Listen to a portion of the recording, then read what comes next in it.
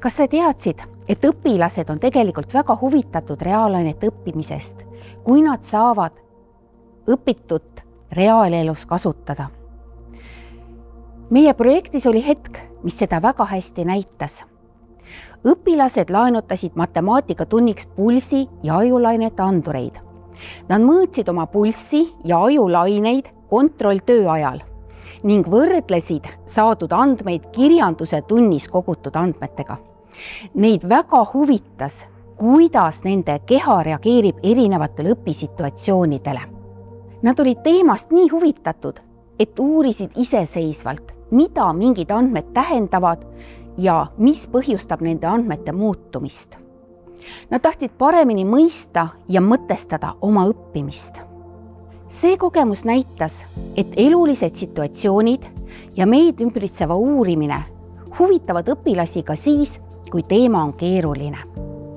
Samuti näitas see, kui palju on erinevaid andmeid, mida tänapäeval saab koguda. Andmed on nagu nähtamatud jäljed, mis meist maha jäävad. Aga kes neid andmeid näevad? Kus neid andmeid hoitakse? Kas neid andmeid hoitakse turvaliselt? Paljud nutiseadmed saadavad kogutud andmed automaatselt tootja serveritesse, sageli isegi väljaspoole Eestit. Nii võivad meie andmed sattuda ei tea kuhu ja see on probleem. Minu uurimustöö eesmärk oli luua võimalus, kuidas ühitada tehnoloogia ja eetika, kuidas kasutada tehnoloogiat mugavalt, kuid turvaliselt, nii, et õpilaste andmed oleksid kaitstud, kuid privaatsus säiliks. Nii lõimegi targa koolimaja kontseptsiooni.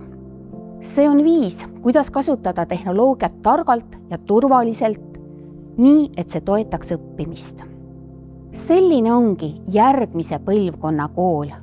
Kool, mis äratab uudishimu ja paneb õpilased uurima neid ümbritsevat maailma.